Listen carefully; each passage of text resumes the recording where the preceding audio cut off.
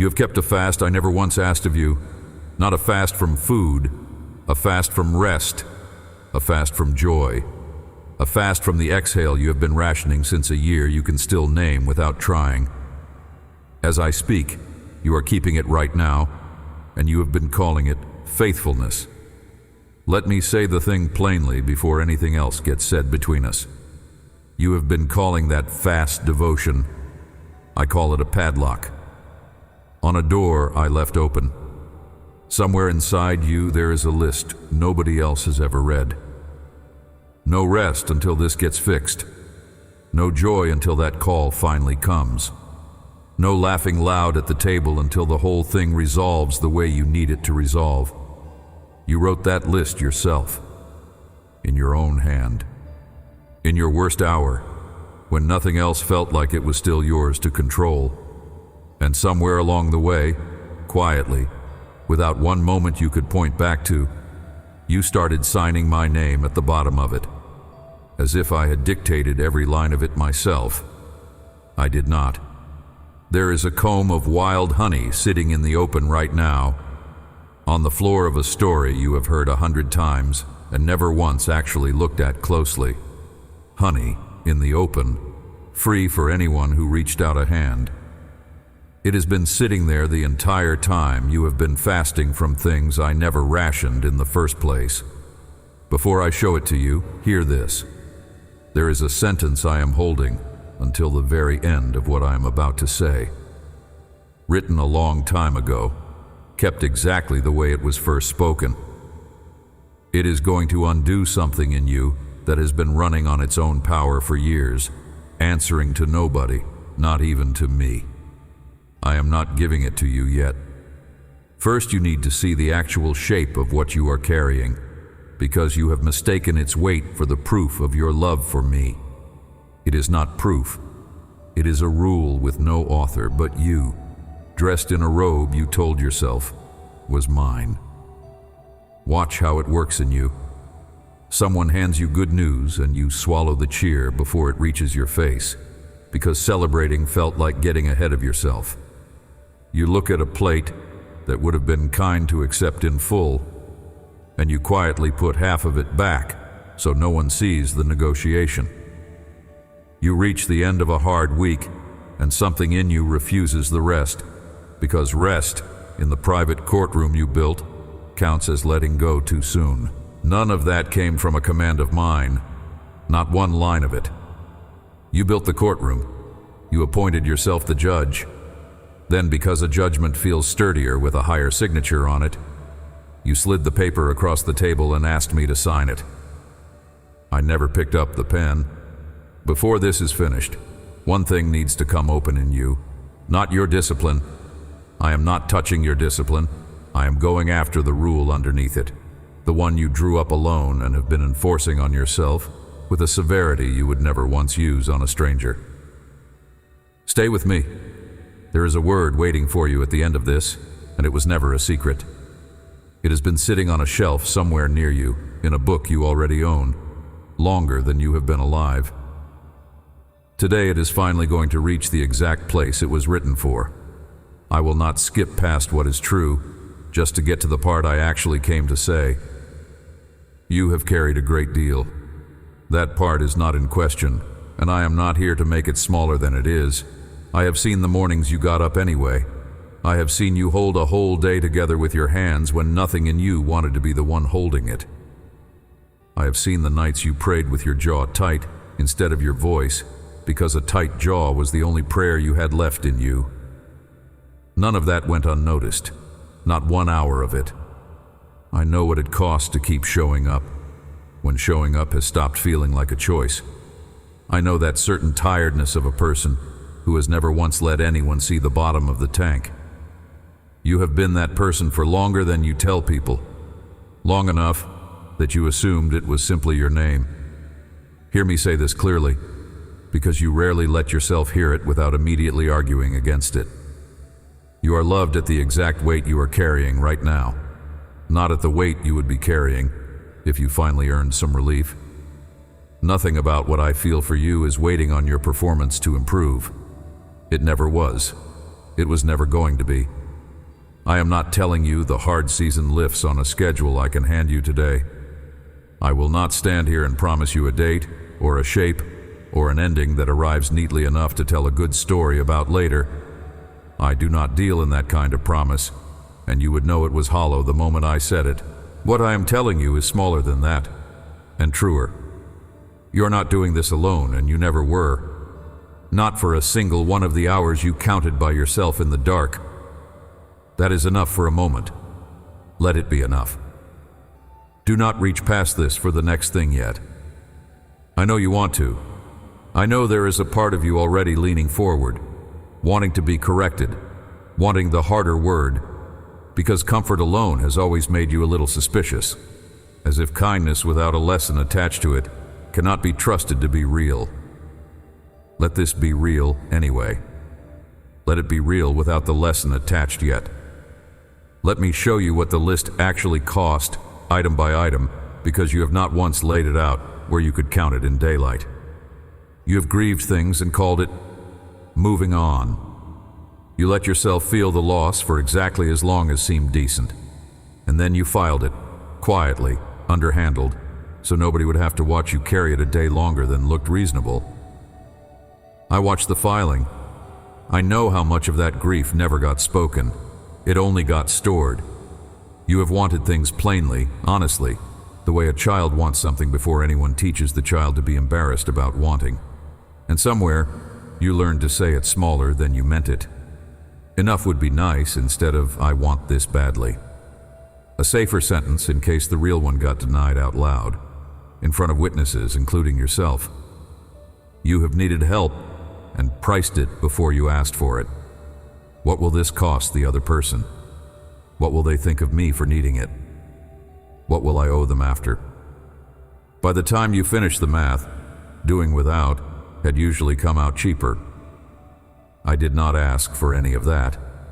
I did not ask you to grieve on a schedule, or want in a smaller voice, or run a private cost analysis before letting someone carry a corner of what was too heavy for one pair of hands. That is not devotion. That is a tax you invented and paid to yourself twice, so it would feel like it had gone somewhere holy. Here is what should stop you.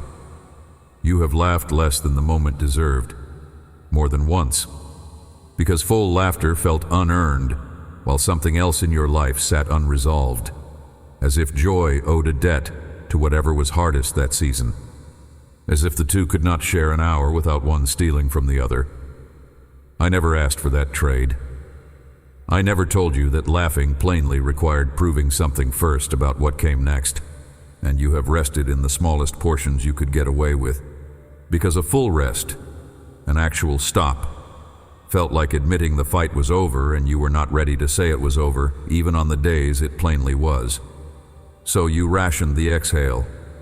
You called the rationing discipline. You called it endurance. You wore it like a badge nobody else could see, and it sat heavier than any badge has the right to sit. I saw every one of those small refusals. I saw them the way a person at a full table quietly stops eating and smiles fast. So nobody asks why. I did not ask you to sit hungry at that table. I did not once ask you to prove your love for me by starving in front of me. Watch how far this reaches. It was not only the great losses that taught you the rule, it was 100 ordinary afternoons where nothing dramatic happened at all, and you still reached for the smaller portion out of habit, because by then the habit no longer needed a reason. It ran on its own power. It did not check with you first. It certainly did not check with me. I am telling you this slowly, on purpose, because you have believed for years that the list proved how seriously you take me. It never proved that. It proved how seriously you took the fear that wrote it. 2 different signatures. Only one of them is mine. I know the shape of your ordinary week. I know the phone call you took while you kept your voice steady for the person on the other end and hung up and let your own face fall for exactly 4 seconds before you picked the next thing up. I know the way you check on everyone in your life on a rotation you never wrote down anywhere, and how rarely anyone thinks to run that same check on you. I know the math you do at 2 in the morning, the kind that never actually balances, the kind you keep doing anyway because stopping felt like giving up on the number ever working out. You have made yourself very hard to worry about. That was not an accident. You built it that way, one small withholding at a time, because a person who never looks like they are struggling gets asked fewer questions, and questions have always felt like one more thing to carry an answer for. I have not needed you to look like you were struggling. I saw it plainly, every time, underneath whatever face you were wearing that day. For everyone else's sake, you have been faithful in ways nobody wrote down. I wrote them down. Everyone. Not to use against you later, not to hold over you as a debt you now owe me back, simply because I was watching, the way you watch the people you love without them ever finding out how closely. Nothing you have carried has been wasted on me. I want that settled in you before we go one sentence further, because what comes next will land wrong if you are still bracing for it to be a verdict on how well you have done. It is not a verdict. Nothing I have said to you has a sentence attached to the end of it. So be it. Rest there, in that for a moment, before we go any further together. But there is something I still need to say to you. I did not come to this moment only to comfort you and stop there. I love you too much to leave the rest of this unsaid. I already know exactly how it is going to land in you at first. You have been keeping a vow, not the ones written down for everyone, not the ones you would recognize if I quoted them back to you. A private one, made somewhere quiet in a year that hurt you badly by a version of you that was doing the best it knew how to do with what it had in its hands that day. That version of you looked at how much had already been lost. It decided the only way to survive losing more was to stop wanting things out loud. No rest until it is safe to rest. No joy until the joy cannot be taken back. No laughing at the table until the whole table is finally, provably, secure. It sounded like wisdom at the time. It felt like the last floor still standing under your feet. And somewhere in the keeping of it, you started calling it mine. Let me walk you back through how a vow like that gets made. It was not made in one dramatic minute. You made it in 100 small ones. Only the last of them felt big enough to notice. You lost something. The losing rearranged you. Maybe it happened suddenly. Maybe it happened the slow way, a little at a time. Until one ordinary day, you noticed your life had already changed shape. Nobody had asked your permission. Either way, a question rose up in you. You did not choose to ask it. If this could happen without warning, what else is not actually settled yet? It is a fair question. Pain asks true questions. That has never been the problem. The problem is what you did with the answer you gave yourself. You decided the only safe way forward was to make relief conditional, not love. You knew better than that, even then. Ease. Rest would be permitted once the danger passed for good. Joy would be permitted once nothing was left that could still go wrong. You did not write it out as a law on paper. You did not need to. Fear does not require paperwork to become binding. It only requires repetition. You repeated it to yourself on enough frightened nights. It hardened. You stopped questioning it. That decision did not arrive labeled as fear. It arrived labeled as wisdom. It felt, in that hour, like the only mature thing left to do. Careless people relax before the danger is over, you told yourself. Careful people wait for the all clear. You mistook the waiting for maturity. It was not maturity. It was a smaller kind of fear, wearing an adult's coat. And once the rule existed, it needed something sturdier to stand on. Not your own shaking conviction. A law you wrote yourself is fragile. It wobbles the first time something good happens. It tries to talk you out of it. So you did what frightened people always do with a rule they cannot afford to lose. You reached for a signature stronger than your own. You told yourself this was simply what faithful people do while they wait. You told yourself I was the one who required the waiting. I did not require it. Hear that plainly. Set aside the usual softening. You reach for it the moment I say something you have leaned on for years. I did not ask you to postpone your own exhale, not until every thread on the list was crossed off. I did not hand you a courtroom. I did not appoint you the prosecution and the judge both, ruling against your own rest, case by case, year after year. Evidence kept renewing itself. Fear is very good at finding new evidence. Here is what actually happened, underneath the oath. You took a wound and you built a courthouse out of it. A courthouse built out of real pain feels sturdier than one built from anything else. That made it feel holy. Sturdiness is not the same thing as holiness. A courthouse can be sturdy and still try the wrong case. You have kept that courthouse running for longer than you have admitted, even to yourself. You have called it discernment. You have called it not getting ahead of yourself. You have called it many things. Every one of them dodged the plainer word underneath. It was a sentence you handed down on your own gladness. You have been carrying it out ever since. Not one day of appeal. I was there the year it opened. I did not stop you. I do not override a frightened person's hands. But I did not once sit on that bench. I have been standing outside those doors the whole time since, waiting, the way I always wait, for the day you finally ask whose gavel that actually is. I understand exactly why. A vow you made yourself is fragile. It can break on a bad afternoon over nothing more than a stray thought. But a vow you believe I gave you carries a completely different weight. You cannot argue with it. You cannot question it. You cannot set it down without that feeling like turning your back on me. So you moved it, quietly, without meaning any harm by it. You took a promise that belonged to your own fear, and you hung it on my name instead, because my name held better than yours ever did. Hear this carefully.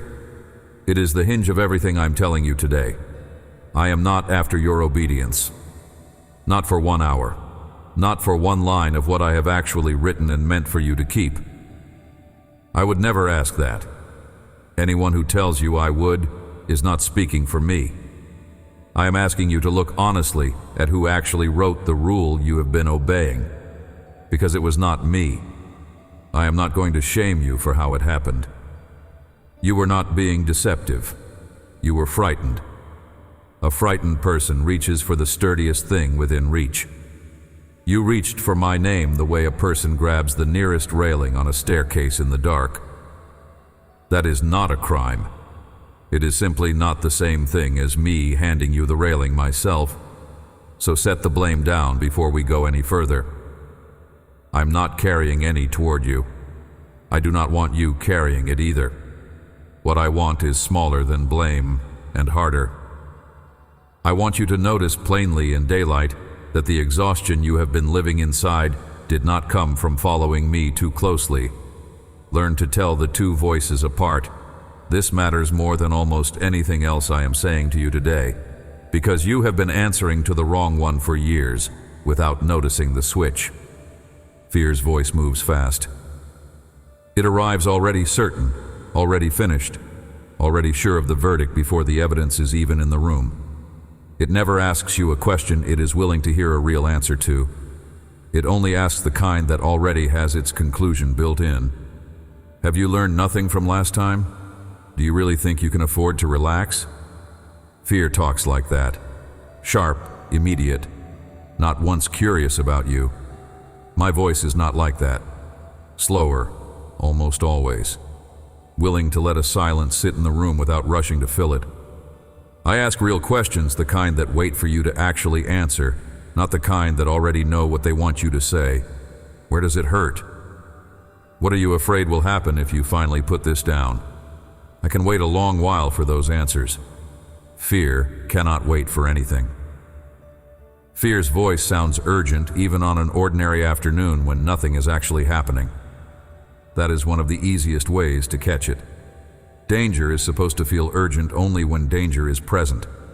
Fear's voice keeps the urgency running at full volume all the time, on quiet days and hard ones alike, because urgency is the only tool in its whole toolbox. It does not know how to speak gently. It only knows how to speak like the house is on fire. whether or not the house is on fire. My voice can be urgent too, when the moment actually calls for it, but it does not live there. It does not need the volume turned up to be believed. Truth rarely does. Here is another way to tell us apart. Fear's voice always points backward or forward. It drags up what happened before, or it drags in what might happen next, and it rarely lets you stand still in the actual day you are living. My voice meets you exactly where your feet are, not where you were, not where you are afraid of ending up. Here, now, in this specific hour, with whatever is actually true in it. Fear's voice never tells you it loves you and then simply stops talking.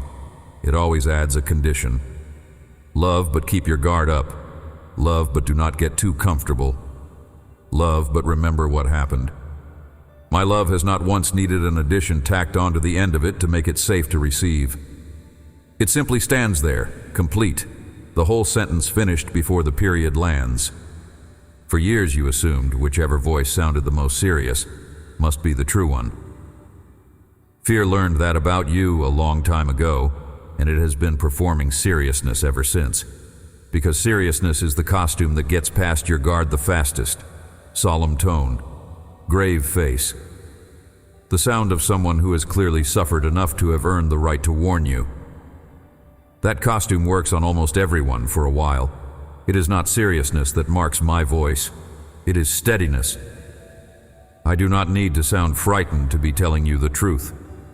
I do not need to raise my voice for you to know I mean exactly what I say. Watch for that difference the next time the old rule reaches for you, wearing its familiar solemn face, telling you once again that rest has to wait. Ask it plainly, out loud if you need to. Whose voice is this, really? Then wait and listen for the quieter one underneath it. That one has been mine the entire time.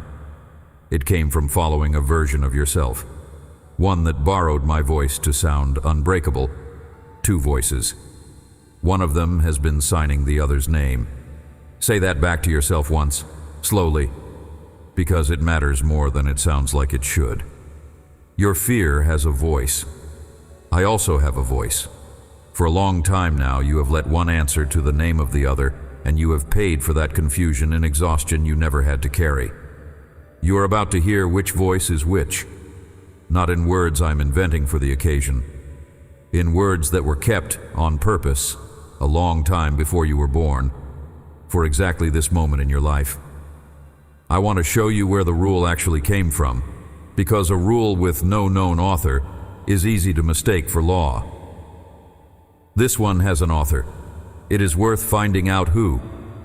Somewhere, in a room you probably cannot picture anymore, you learned that denying yourself was the proof of a devoted heart. Maybe nobody said the sentence out loud. Not in those exact words. Maybe it arrived sideways. In the tone of a voice. In the way certain people were praised for going without and other people were quietly warned about wanting too much in front of others. You do not remember the exact moment. Almost nobody does. What you remember is the conclusion, built brick by brick over years until it hardened into something that felt less like an opinion and more like the floor of the house you have been standing on ever since. The conclusion was simple. It was wrong in exactly one place. Restraint became proof. Refusal became a sign. The tighter your grip on your own wanting, the more spiritual you assumed you had become, as though holiness could be measured in the size of what you were willing to say no to. Let me show you the difference. You have blurred it for years, and the blur is what has been costing you.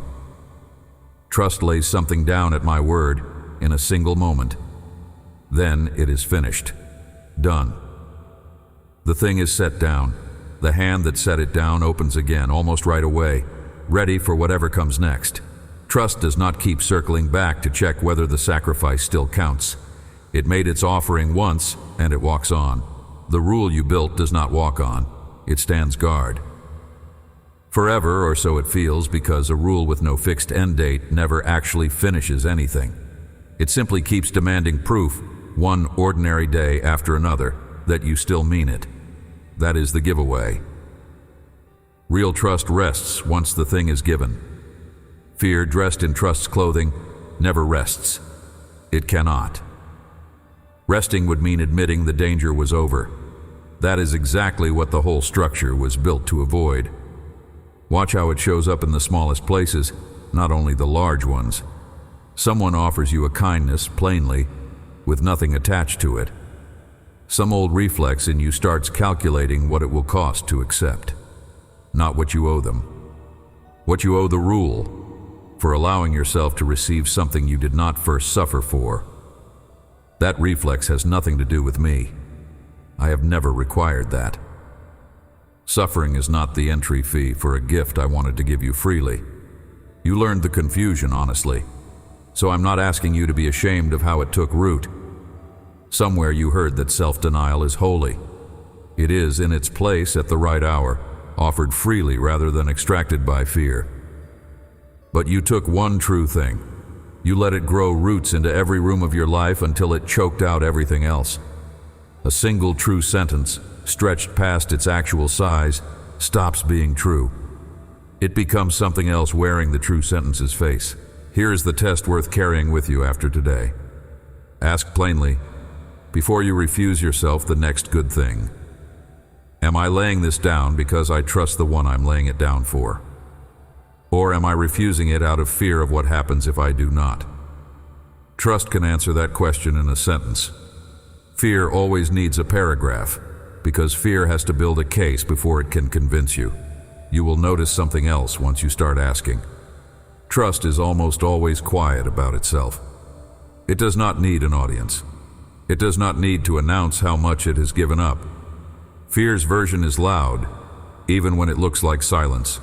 Fear needs you to notice your own suffering and log it somewhere, so the account stays current.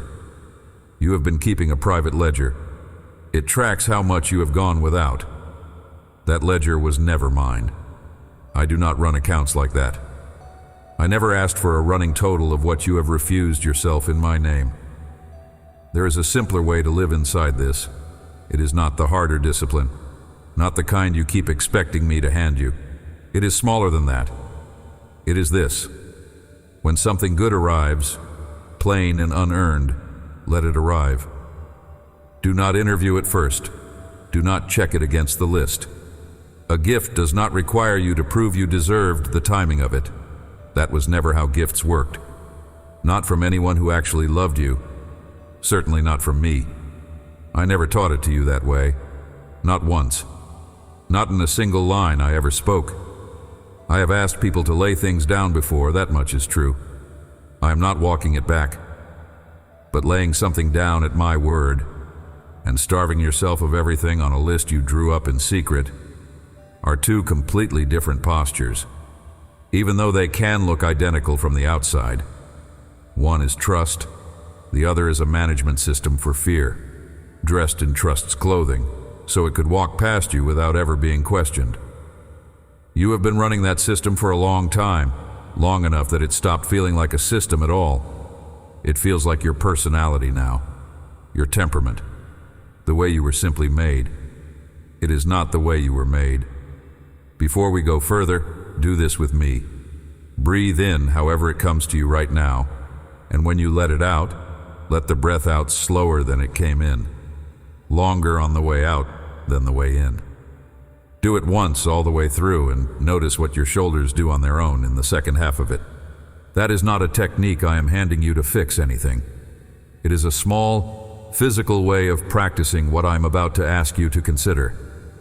Holding on longer than you need to is exhausting, even when the thing you are holding is only air. You have been doing that with far more than air, with your rest, with your gladness, with your appetite for good things arriving on ordinary days. Holding each one a beat longer than needed, checking it, rationing it, before finally, reluctantly, letting a small, measured amount of it through. Notice what just happened in your own chest, however small it was. That is the whole lesson, in miniature, before we go anywhere else. Holding the air longer than needed did not make you safer. It only made the next breath harder to take, and the one after that. a little more urgent each time. Your body was working against itself, for no reason connected to the actual air in the room. The danger was never in the room. The danger was in the holding. That is exactly what has been happening with everything else on your list. You have not been protecting the good things by rationing them. You have been making them harder to receive. The longer you delay receiving them, the harder they get. The same way a held breath gets harder to release the longer it sits there, tightening a chest that was never in any danger to begin with. Think of a specific morning, one that actually happened, when something good arrived plainly, and you still found a way to hold it at arm's length before letting it in. Maybe someone said something kind and you deflected it before it could land. Maybe a door opened somewhere in your life.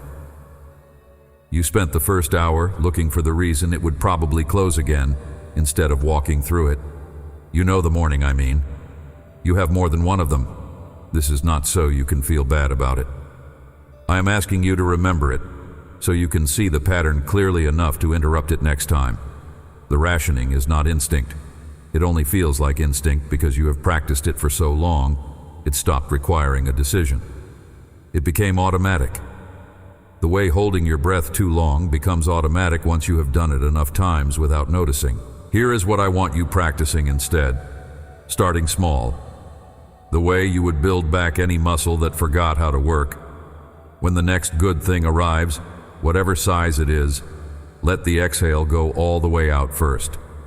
Before you decide what it costs you, feel the whole shape of it. The relief, the joy, the plain, unearned goodness of it. Let that register completely before the old voice gets a chance to price it. You will feel the old habit reach for the list almost immediately. That is not failure. That is simply the muscle remembering its old job before it remembers the new one. Let it reach. Notice it reaching. Then breathe out again, the long way. Let the good thing stay exactly as good as it actually is. Without the tax, you have been charging it since before you can even remember deciding to charge it. This is not a technique for feeling better in one moment, though it may do that too. It is a small rehearsal for the larger thing being undone in you today. Every time you let a good thing arrive without pricing it first, you are practicing trust in miniature. Every miniature practice makes the larger release less foreign the day it finally comes. You do not have to do this perfectly. Only keep doing it, one ordinary exhale at a time, until it stops being a decision and starts being the way you actually breathe. None of that made you safer. Say that back to yourself too, slowly. I know some part of you is convinced the rationing is the only thing standing between you and disaster. It never was the thing standing between you and disaster. I still am. On the days the rule finally comes down, and it is coming down, I will still be the one standing there. Not because you have earned the right to set it down, because it was never yours to carry as if it came from me in the first place. Watch what I mean by that. Watch it in a story you already know. Read the way it has probably never once been read to you before. Here is the sentence I told you I was keeping. I have not forgotten it for one line of this. I have been walking toward it the entire time. There was a battle once. Long. Exhausting.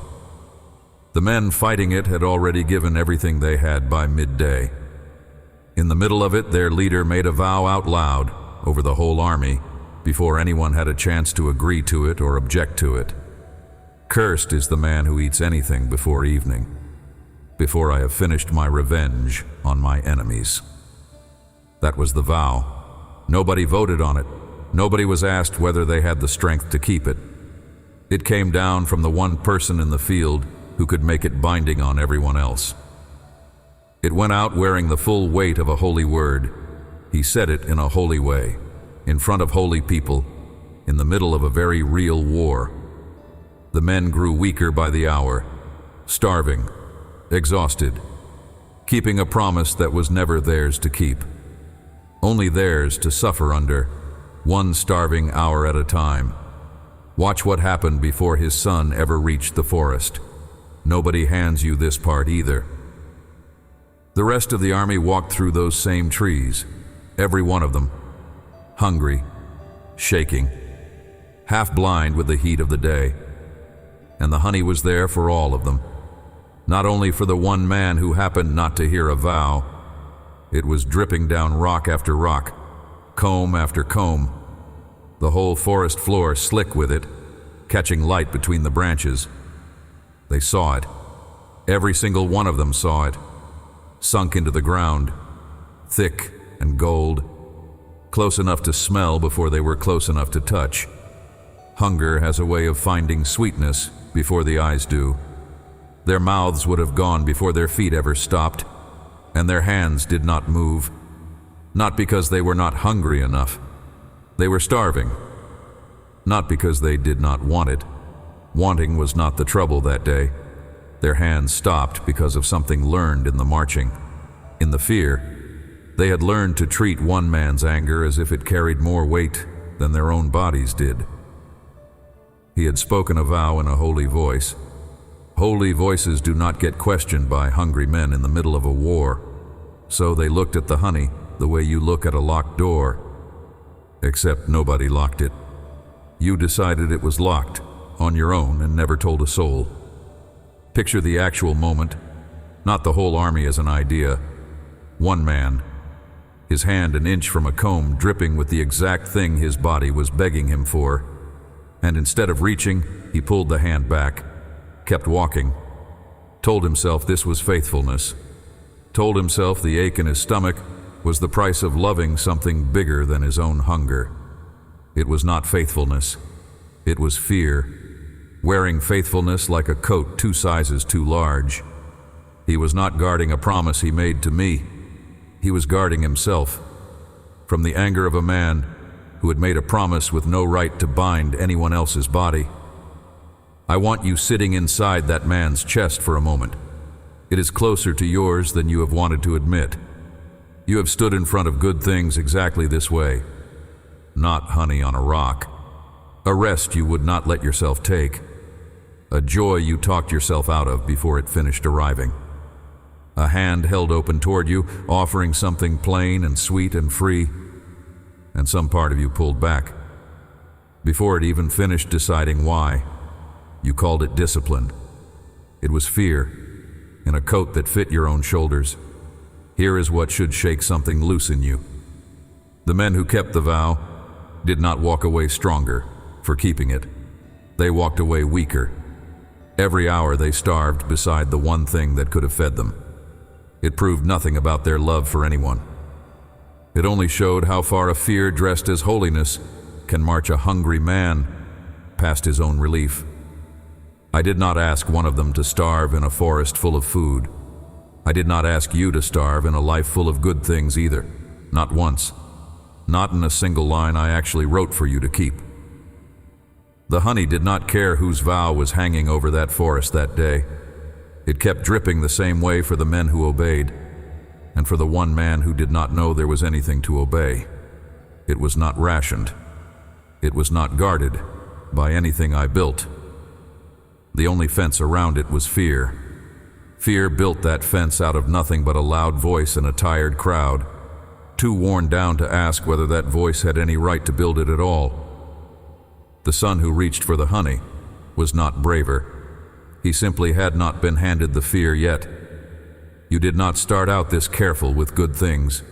Somewhere a voice you trusted told you the honey was not yours to touch. You believed it. You have been walking past dripping rocks ever since, hungry, telling yourself the hunger was the proof you were still faithful. It was never proof of anything. It was only proof that fear had reached you before I did. His son had not heard the vow. Nobody had told him. He walked through the very forest they were fighting through. He found a comb of wild honey dripping from the rock, out in the open, free for the reaching. He did not know he was breaking anything. He simply reached out the rod in his hand, dipped it, ate. Listen to what happened next, word for word, exactly as it was kept. 1 Samuel chapter 14, verse 27. But Jonathan heard not when his father charged the people with the oath. Wherefore he put forth the end of the rod that was in his hand, and dipped it in an honeycomb, and put his hand to his mouth, and his eyes were enlightened. His eyes were enlightened. Notice what the verse does not say. No guilt in him, no repenting for eating. He had not broken a single thing that actually came from me. What he broke was a private vow, made by a frightened, furious father, dressed in holy language so no one downstream of it would dare question it. He simply had not heard it. The moment honey reaches him on the page, every time it is read, his eyes come open in a way starving obedience to that vow never once managed for anyone else still fasting in that field. Here is what I need you to hear underneath the story. I am not undoing a commandment. I am not telling you to set aside anything I have actually asked of you. What I am ending today is a vow that was never mine to begin with. It was a father's, sworn in a weary hour over people who never agreed to carry it, wearing my name because that made it feel unbreakable. That is exactly what happened to the rule you have been keeping. You heard the oath. You were not spared from hearing it the way he was. But hear me now, and let this finally reach the place in you that has been keeping it. The rule did not come from me any more than that father's oath did. I never swore that oath. Not that one, and not yours. Underneath this message, people are saying that part out loud in the comments, and not one of them arrived with it finished. There is more in that forest than one verse can hold. What I want you to see next is not in the sentence I just read you. It is in the ground it was standing on. Here is the ground the verse was standing on. Nobody hands you this part when they tell you the story. That same day after the honey, after the eyes were opened, the father wanted to keep fighting into the dark. His men, plainly, were not against it. But something in the camp had gone quiet. It worried him. So he asked what any anxious leader asks when the room goes still. Is something wrong? Has someone sinned? Bring it forward. Let us find out. They cast the lots the way that whole culture cast them, trusting the process to surface the truth. And the process pointed, of all people, straight at the one who had eaten the honey, the one who never heard the vow in the first place, the one whose eyes had simply opened in an ordinary forest on an ordinary day. No idea he had broken anything at all. Picture what that moment must have held. A father, worked up into a fury he could not walk back from. Not in front of the whole army, not without losing something he could not name. Standing over his own son, ready to make good on a curse he had spoken over people who never agreed to it. Willing to trade a life to keep a vow that came from him alone, not from me, sworn in anger, over hungry men. On a day nobody chose to fight past exhaustion. Watch what happened next. It is the part I most want sitting in you when this ends. The people would not allow it, not a prophet, not a priest, not some private word arriving to save the day at the last possible second. Ordinary men, the same ones exhausted from the battle, starving under the same vow. They looked at their own leader and told him no. This is the one who brought the whole army through today, they said. He does not lose a single hair for it. And they stood between him and the curse until the father backed down. Plainly, without ceremony, they simply would not let a private vow, dressed in holy language, take a life it was never entitled to take. Sit with that for a moment. The very men who had suffered under the vow all day, who had gone hungry because of it, who had marched weaker because of it, they were the ones who stood up and said the vow did not carry the weight it claimed. They could tell the difference. Even exhausted, even starving, even standing in front of the man who had made it sound unbreakable, and they were right to tell the difference. The vow folded the moment ordinary people looked at it honestly and refused to let it finish what it started. That is what I have been asking you to do this entire time. Not to disobey me. To look the way those men looked at a rule claiming an authority it was never actually given. To notice the claim does not survive daylight. It only survives in the dark, unquestioned, dressed in language borrowed from somewhere holier than its actual source. You do not need a prophet to rescue you from the rule you have been keeping. You do not need a private vision, or a dramatic sign, or someone else's permission arriving from outside. You only need what those men had, enough honesty to look at the thing plainly, enough to say out loud if it helps, "This does not carry the weight it has been claiming." It never did. That vow, the one that almost cost a life that day, did not come from me either. I did not ask for a curse over hungry men. I certainly did not ask for a life laid down to keep it. It was a man's vow, made in a hard hour. It broke the instant it was actually looked at. Yours will break the same way, the moment you finally look at it, the same way they did. Stay in the forest with me a little longer before we move on, because there is one detail in that scene I do not want you to walk past too quickly. The honey was not hidden. It was not buried or locked or guarded behind some trial the men had to pass first. It was on the ground, in the open, dripping down a rock in plain daylight, where any one of them could have reached out a hand at any hour of that long day and had it. No one had to ask. It was already standing right there in front of them. The only thing standing between an exhausted army and something sweet enough to bring the light back into their eyes was a vow that had nothing to do with me. That is the part I need you to sit with. Not one man in that army was kept from the honey by anything I built.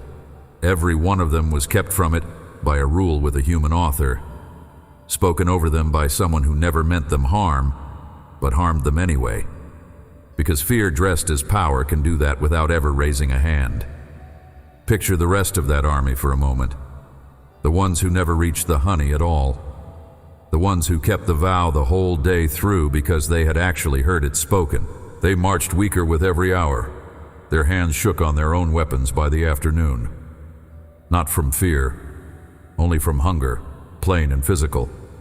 The kind that has nothing to do with courage, and everything to do with a body running on nothing. Their eyes did not open the way the one man's eyes opened. Their sight stayed dim, dulled, narrowed down to the next step, and the next. That is what starvation does to a person, even a willing one, even a faithful one, keeping a vow they believed was holy. None of them chose weakness. They chose obedience. It only looked like weakness because the thing they were obeying was never built to strengthen anyone in the first place. A true word from me feeds the person who carries it. It does not starve them for show. That is you, in your own field, on your own ordinary day. You have been marching weaker for longer than you have said out loud, hands shaking a little on whatever you are carrying, sight narrowed down to the next task and the next. Mistaking the dimness for depth, mistaking the exhaustion for proof that you are finally doing this seriously enough. You are not doing it more seriously than anyone else. You are simply more starved than you have let yourself notice. Here is what I actually want fed into you before we go any further. I did not build a religion that runs on starving people. I have not once asked a hungry person to prove their love for me by staying hungry longer. That was always the enemy's whisper, dressed carefully enough to sound like devotion. Real devotion is not measured by how empty you can make yourself. It is measured by how honestly you keep showing up, fed or not, willing or reluctant, certain or afraid. Think about the ground again, not the honey this time, the ground underneath it, holding it, offering it up without asking anything of the men walking over it. That ground did not care whether they deserved sweetness that day.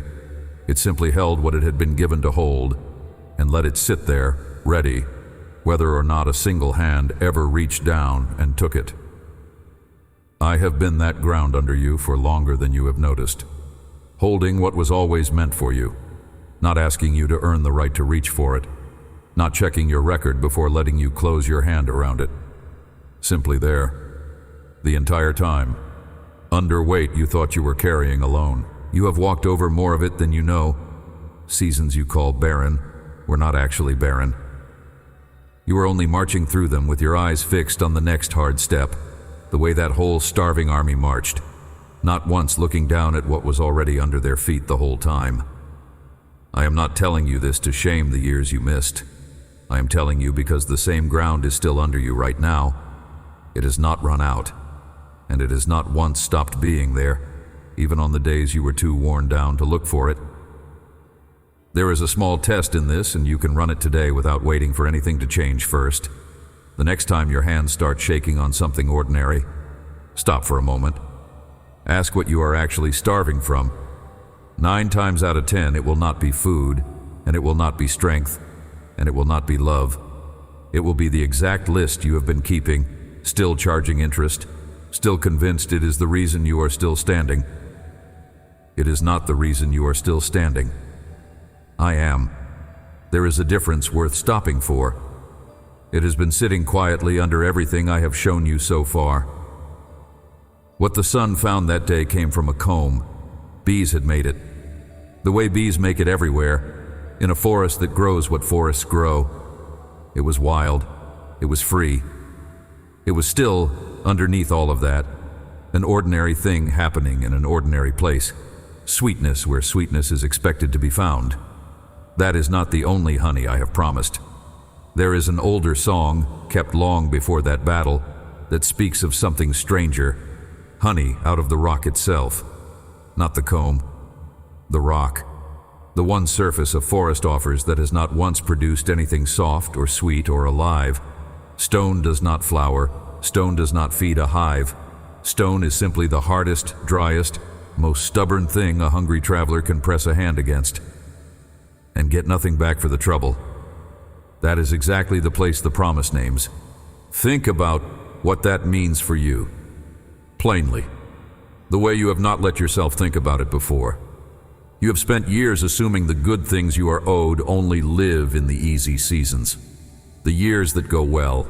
The comb, in other words. The expected place. And when a season turned to rock instead, hard, dry, giving nothing back no matter how long you pressed a hand against it, you decided sweetness had simply left the field. You stopped looking. You told yourself hard ground does not carry honey, and moved on, hungrier than you needed to be. I did not tell you that. It was not true. I put the sweetest things I have given you into ground that looked like it could not possibly hold them. Not because I enjoy watching you suffer first, because a gift found in the comb, in the easy place, can always be explained away later. Luck, timing, your own hard work finally paying off. A gift found in the rock cannot be explained away by anything except me. That is the whole reason I choose the harder ground sometimes, so that when the sweetness finally reaches your mouth, you know exactly whose hand put it there. You are standing on rock right now, in some part of your life. You know which part. It has been dry long enough that you stopped expecting anything from it. You check it out of habit more than hope these days. The way you might glance at a cracked, empty field you already know has nothing left to give. Do not walk past it so fast. I am not promising the ground turns soft on a date I can hand you. I am not promising the hard season ends the way you have been picturing it ending. What I am telling you is smaller. And it is true regardless of when the season lifts. The rock was never disqualified from carrying what you need. It was never too hard, too dry, too far gone for something sweet to still be sitting inside it, waiting on a hand willing to actually press against the stone, instead of assuming it is empty. The comb gives its honey freely. That is simply what a comb does. The rock has to be asked, pressed, trusted, even when it looks like nothing could possibly be underneath it. That is what I am asking of you now, in the exact place you have already decided is too dry to hold anything. Not a technique, not a formula for making stone behave. Only this. Stop assuming the hardest ground in your life has nothing left for you, simply because it looks like rock instead of a comb. Think of what each one teaches you about me. A comb only tells you, I am generous in seasons already generous. Easy ground, easy proof. Anyone could believe that much, but a rock that still gives up something sweet tells you what the comb never could. The sweetness never depended on kind ground. It was mine to give the whole time, in soil that had every reason to stay empty. That is the part of me you have not fully met, the hand that reaches into the hardest, most used-up stretch of your life and leaves something sweet there anyway. I have fed hungry people from harder places than the one you are standing on. I am not finished feeding you from this one either. That old song says it plainly. I would have fed an entire hungry nation with honey out of solid rock if they had only let me. Not from a garden, not from anywhere soft or expected, from a rock, from the very last place anyone would think to look for something sweet. That has always been more true about how I provide than you have given me credit for. I do not wait for the easy ground to be generous with you. I put the good thing in the hard place on purpose, so you would know for certain it came from me and not from your own careful management of the situation. Close by it there is a second one, and it says, "My own words taste sweeter than that same honey, sweeter than the purest kind, the kind gathered slow and strained clean. And you have been treating my voice like something that has to be earned before it can be tasted, like a reward sitting at the far end of enough suffering and enough proof submitted in your own defense. Think about what it actually takes to taste honey off a rock, not to earn it, just to taste it. You do not prepare for it. You do not qualify for it first. You simply reach out, the way the one man reached out with the end of a stick he was already holding, using whatever was already in his hand. You touch it to your mouth. That is the whole procedure. No trial beforehand, no probation period, no committee reviewing whether you have suffered enough this season to be allowed something sweet. You have built an elaborate procedure anyway for tasting things that were never supposed to need one. Good news arrives and you run it through the courtroom before you let yourself feel it. A kind word lands and you check it for strings before you believe it was actually meant. Even my own voice gets held at arm's length sometimes. The sweetest thing you have ever been offered. Turned over, inspected for a catch, because somewhere back down the years, you trained yourself to distrust anything that arrived without a cost attached. That training did not come from me. I have not handed you a single reason to distrust ease. Ease is not a trick I use to catch you off guard later. It is simply what is true about me, offered the way it has always been offered, plainly, without fine print. Here is what the trained ear does. See if you recognize it. Something good happens, and before the joy even finishes landing, a voice asks what it will cost you later. Before you have even said thank you, part of you is already bracing for the invoice. That bracing is not wisdom. It is a scar with good instincts, mistaking every open hand for one that might close around your throat next. I am not that hand. I have not once opened my hand toward you only to close it again once you finally trusted it. Every gift I have ever given has stayed a gift. It has not once turned into a bill mailed to you later, not a hidden debt, not a kindness with fine print quietly running underneath it, the whole time you thought it was free.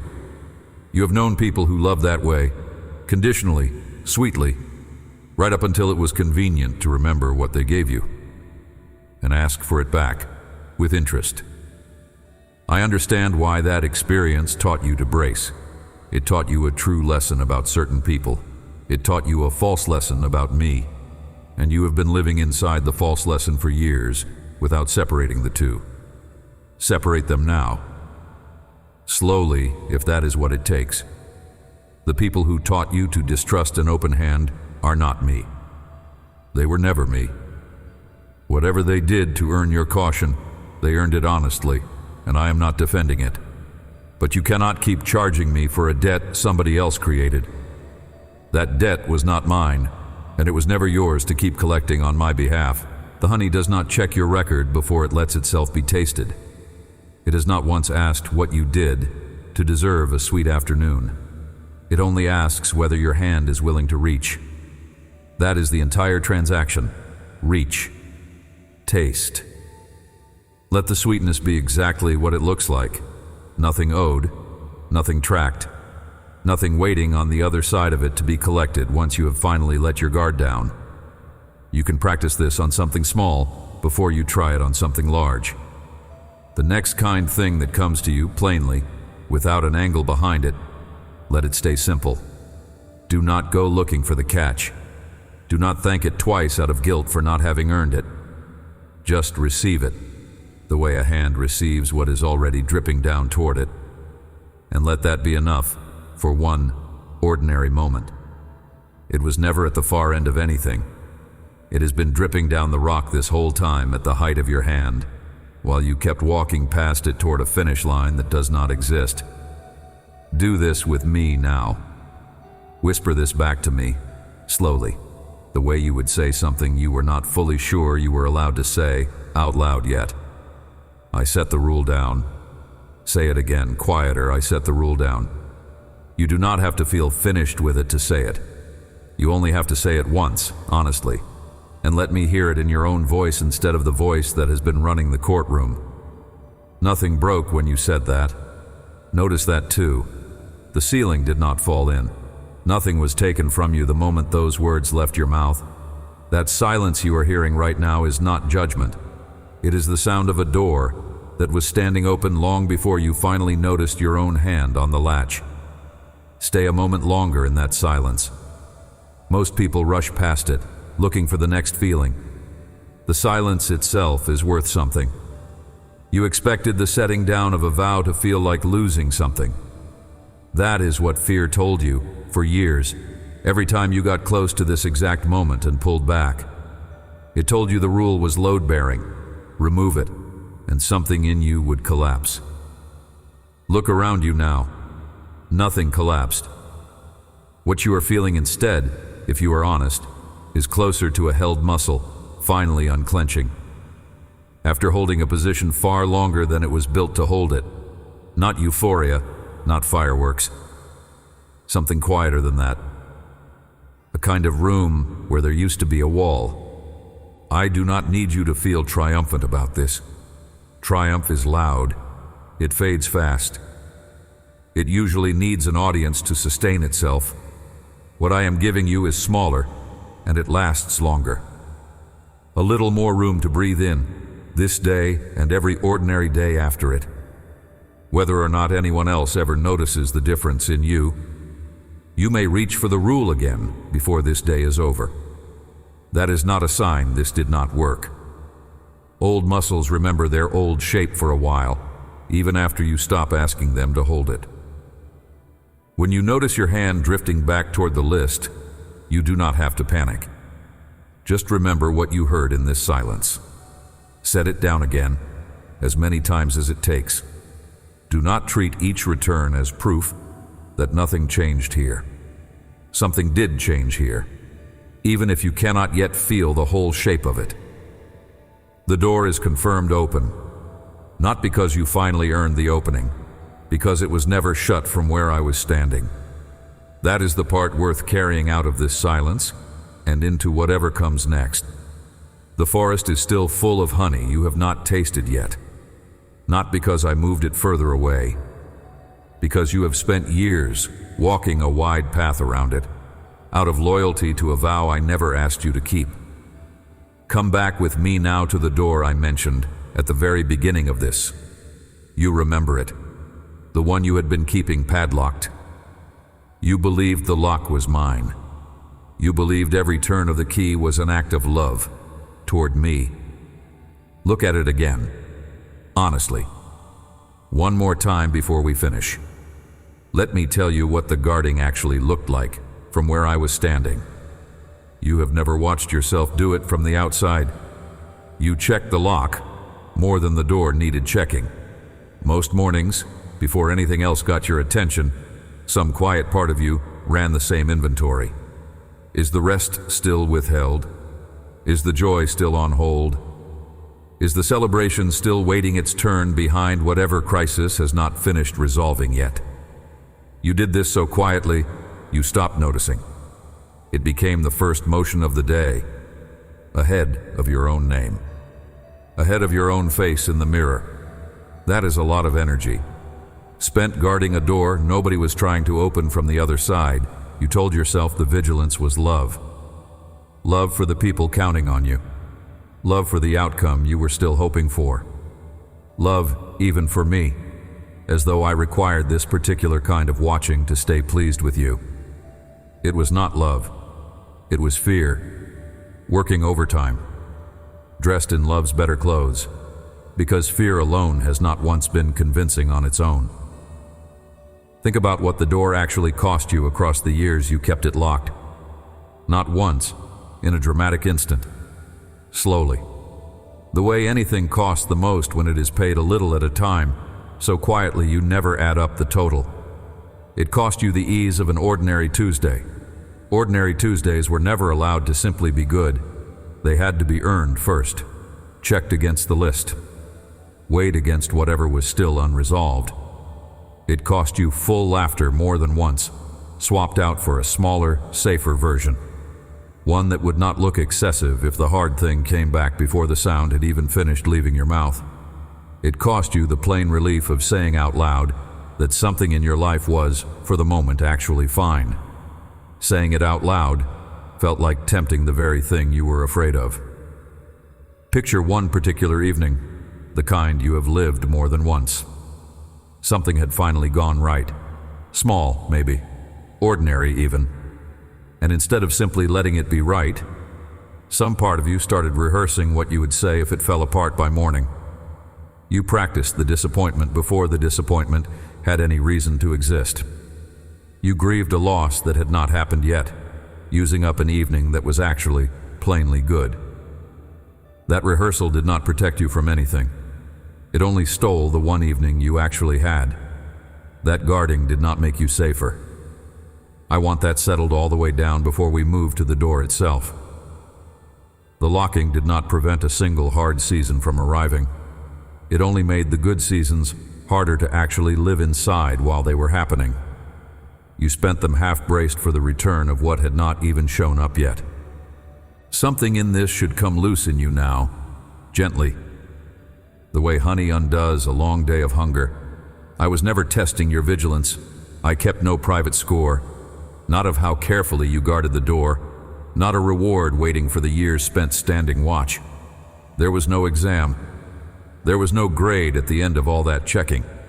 There was only a door, standing exactly where it had always stood, and a hand that had not once turned the lock from this side. You can set the inventory down now. Not because the danger you were guarding against has necessarily passed. I am not promising you that, and you would not believe me if I did. You can set it down because the guarding was never actually keeping anything at bay. It was only keeping you tired. Blocking a rest that was already yours to take, the whole time. Whether or not you ever noticed the door was open. The door was never locked from my side. Not for one day of the years you spent guarding it. I never asked you to earn your way toward rest. I never asked you to prove yourself worthy of a joy that was already yours before you started arguing for it. I never handed you a list of things to do before I would let you exhale all the way out.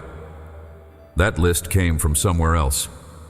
You have known that for a while now, even in the moments you were not ready to say it out loud. Here is what changes, starting from right, where you are sitting with these words. Not a new set of rules to replace the old ones. Not a fresh performance to master instead of the last one. Only this. When the old voice reaches for the pen again, wanting you to sign another vow in my name, you will know this time exactly whose handwriting that is. It is not mine. I never swore that oath. Say that to yourself later, whenever the old fasting instinct rises up in you out of habit. Whenever it tells you that a good thing arriving still has to clear your list first. Rest is not owed to a courtroom that never should have existed. Joy does not need you to ask first. You do not need to survive a trial first, just to be allowed to laugh loud at your own table. You are not the one who has to keep proving the vow was worth the cost. You never were. That role was never mine to assign you. It stops belonging to you the moment you actually believe what you just heard, not the moment you merely understand it in your head. The moment you believe it, in whatever quiet way belief actually arrives in a person like you. I am not requiring you to feel different by the time this ends. Feelings arrive on their own schedule. I have never once rushed one out of you before it was ready, and I am not starting now. I am only asking you to know clearly, the next time the old rule reaches for you, that it is not carrying my signature. It never had it. It only ever had yours, given in fear, in a year that is not this one, by someone who was doing the very best they could with what little they had left standing. Picture the next ordinary day this happens. Nothing dramatic, just a small good thing arriving and the old habit rising to meet it, reaching for the list, checking your name against a rule I never wrote. You will feel the pull. That is not failure. That is simply the old system trying to do the only job it has ever known how to do. Let it reach.